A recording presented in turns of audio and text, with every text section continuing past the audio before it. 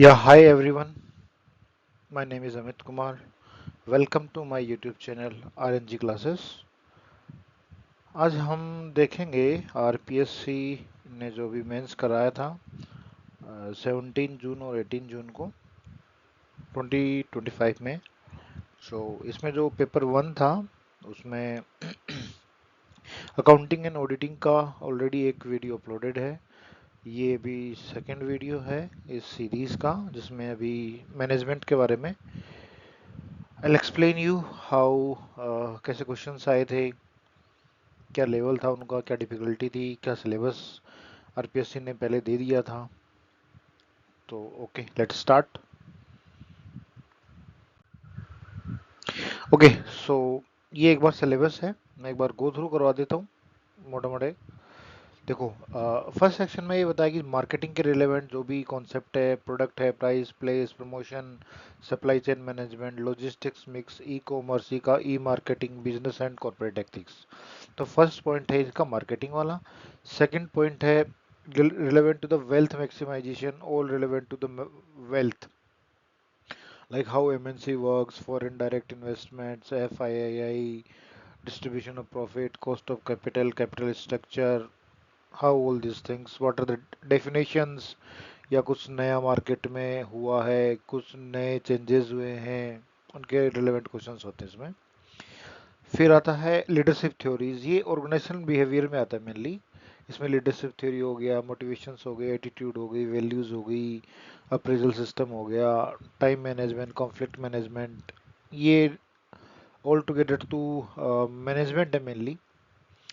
फिर जो लास्ट के सेक्शंस हैं दो, इसमें एक में है एंटरप्रेन्योरशिप, जो आजकल काफ़ी इसके मेन मेन जो छोटे छोटे वो जो भी चल रहे हैं ना टर्म्स चल रहे हैं, इंक्यूबेशंस हो गया, सीडिंग फंड हो गए, एंजल इन्वेस्टर्स हो गए। क्योंकि कभी कभी क्या होता है कि सरकार इन पे कभी टैक्स हटा देती है, कम कर देती है, ज़्यादा कर देती है, तो इसलिए काफ़ी न्यूज़ में रहते हैं। फिर लास्ट है एसेंशियल सर्विसेज, ये अभी जैसे अभी कोरोना हुआ तो उसमें एसेंशियल सर्विसेज का काफ़ी इम्पोर्टेंस हो गया था, बहुत ज़्यादा चीज़ों में इम्पोर्टेंस था इस चीज़ का। तो इसलिए ये हुआ अपना सिलेबस। सिलेबस में 5 पॉइंट हैं जो मैंने अभी आपको बताए हैं। ये क्वेश्चन था 2 नंबर में कि explain the concept of captive product pricing, give to examples. 2 number में था सिंपल डेफिनेशन लिखनी है कि आपको पता क्या है इसके बारे में, टर्म से क्या समझते हो, और कोई 2 एग्जांपल के बारे में आप इसको एक्सप्लेन कर सकते हो। कैप्टिव प्रोडक्ट में क्या है ना कि पहला पॉइंट ये आ गया कि जो मेन प्रोडक्ट है वो सस्ता है और उसके रिलेवेंट या उससे रिलेटिव चीज़ें हैं वो महंगी है।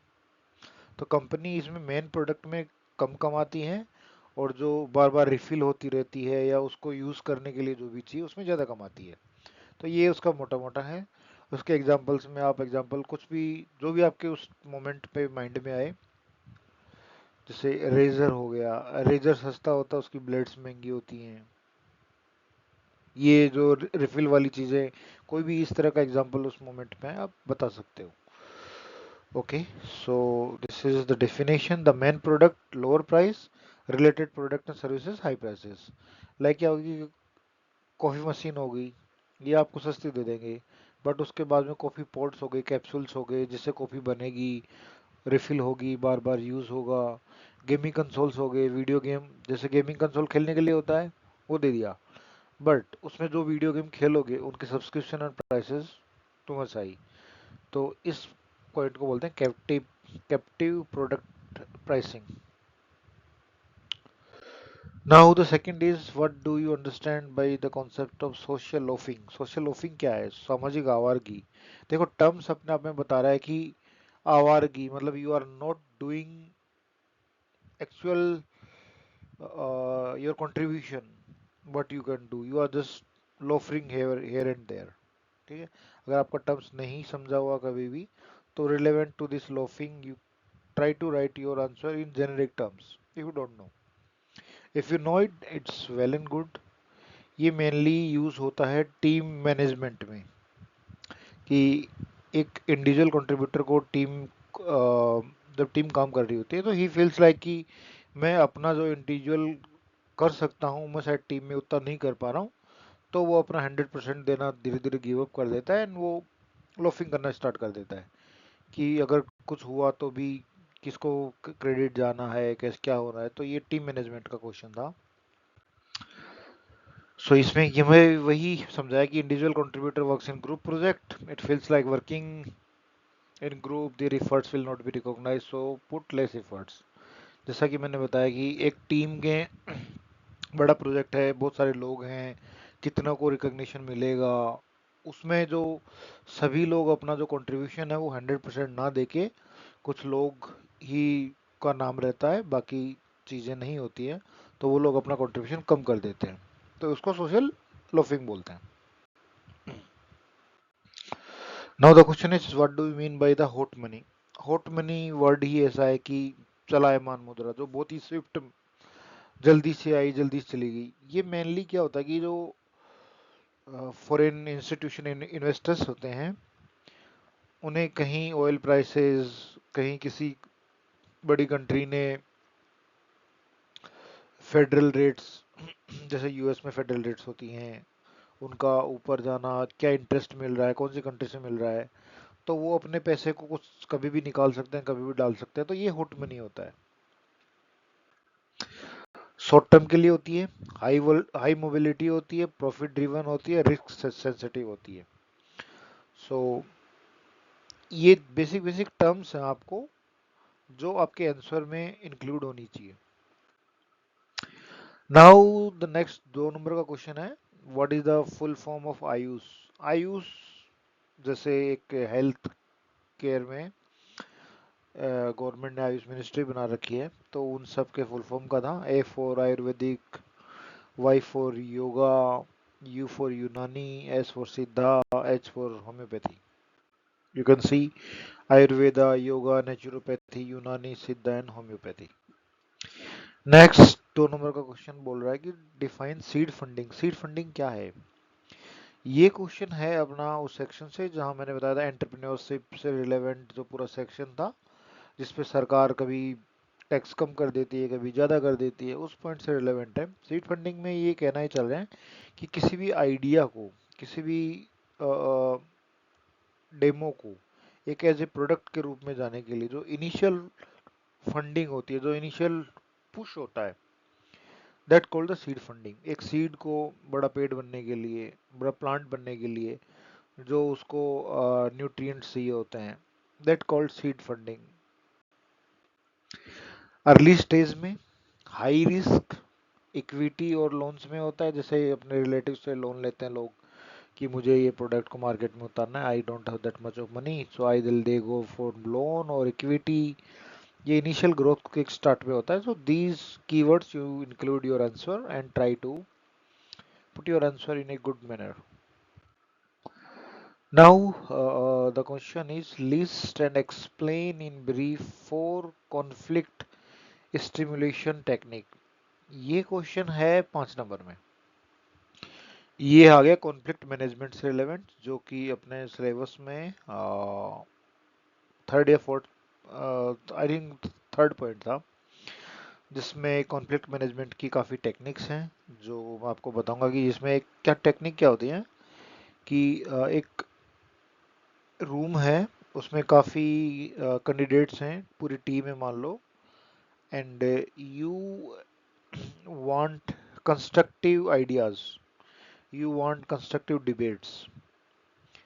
लोग लड़ाई ना करें, एक दूसरे का गला ना काटें, बट अच्छी क्वालिटी बातें हो, क्वालिटी बहस हो, क्वालिटी कन्वर्सेशंस हो, क्वालिटी आइडिया है, क्रिएटिव आइडिया है। And in like in this kind of techniques usually whole team challenge a member, like how your idea can be best, what could be the best, what is the best. So the idea, who has given this idea, who starts to give more and more clarity about ideas. So let me give you the example, like पहला example ये कि devil's advocate, like आपको बता दिया कि आपको उसी तरफ से बोलना है, आपको गलत चीज को सही बताना है, सही को गलत बताना है, आप जो इनिशियली जो आइडिएशन था उसको आपको अपोजिट बताना है। ये देखिए to spark healthy disagreements or shake up boring routines. Devil's advocate, role reversal, brainstorming with a challenge, debating opposites. तो ये पॉइंट ऐसे है ना कि आपको इनको प्रैक्टिस करते रहना होगा, ऐसा नहीं कि एक बार पढ़ दिया छोड़ दिया हो गया, नहीं। Make a habit of practice. ये चीजें जब आपको याद रहेंगी, एग्जाम में इतना टाइम नहीं है कि आप बैठ के सोचोगे कि ओहो अब तो मैं याद करता हूँ फिर मैं लिखूंगा, क्वेश्चन छूट जाएंगे। आपकी रिवीजन अच्छा होना चाहिए, जो भी क्वेश्चंस को आप अटेम्प्ट करने का अपने हिसाब से प्लान कर रहे हैं। Now this will be the last question and from the management section, ये 5 नंबर से था। ये कहना चाह रहा है कि what do you mean by financial derivatives, list the various type of financial derivatives. देखो डेरिवेटिव का अपने आप में है कि you put your money, you put something, but not, you don't own that thing, उसके बिहाफ से कुछ हो रहा है। आपका एग्जैक्ट मनी कहीं नहीं गया है, आपके एग्जैक्ट वो चीज कहीं नहीं हुई है, but relevant to your thing उसके डेरिवेटिव हो रहा है, उससे रिप्रोडक्शन, नॉट एग्जैक्टली रिप्रोडक्शन, उसके इफेक्ट क्या क्या आ रहे हैं। जैसे कि कोई सट्टा लगाते हो, गेमिंग गैम्बलिंग होती है। लाइक यू स्टार्ट की दिस इज माई से, you don't own the team, you don't own the market, but you put your money कि वो कैसा बिहेव करेगा तो इसका डेरिवेटिव क्या होगा। इस तरह इसको बोलते हैं फाइनेंशियल डेरिवेटिव।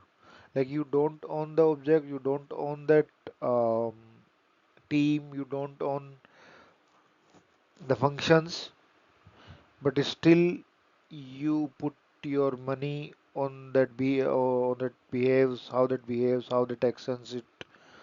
ओके, सो एग्जांपल्स में जितने भी कमोडिटी मार्केट हैं, स्टॉक मार्केट है, आपका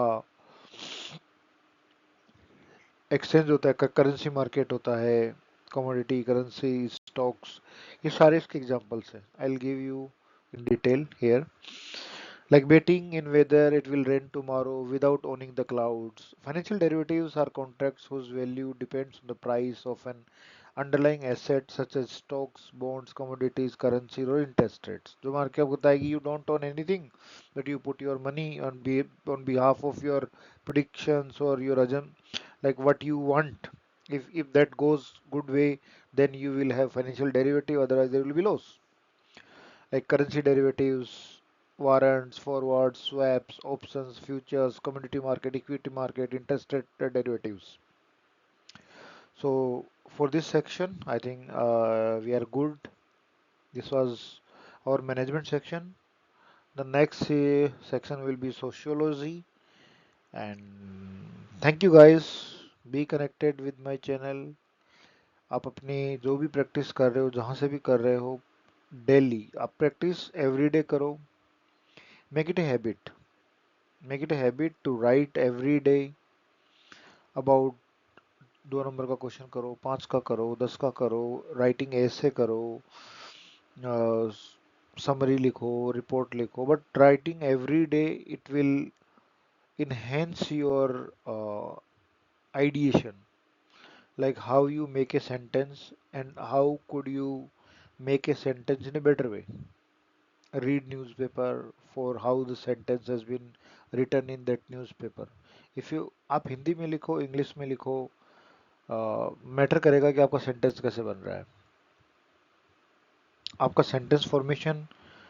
बिकॉज एग्जामिनर के पास आपकी कॉपी होगी, आपका दिमाग नहीं होगा, तो आपको whatever in your mind you need to put in your copy, you write your best way.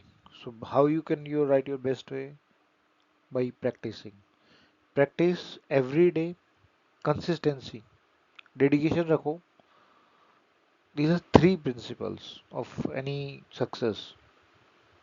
Okay, okay, आज के लिए बहुत हो गया। Bye bye guys, thank you, and thank you, subscribe my channel. I wish you get success in your mission. Thank you guys, have a good day.